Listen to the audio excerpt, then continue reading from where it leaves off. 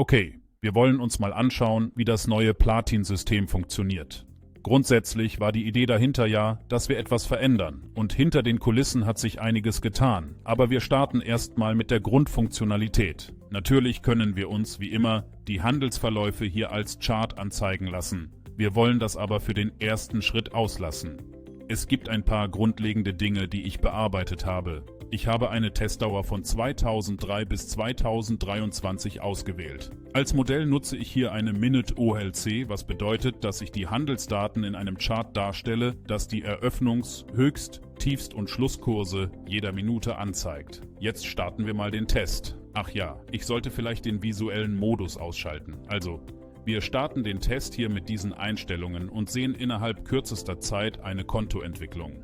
Bis jetzt war es in der Vergangenheit ein Problem, wenn man OLHC-Daten ausgewählt hat, denn es gab sehr starke Abweichungen im Handelsverlauf zu den OnTick-Daten.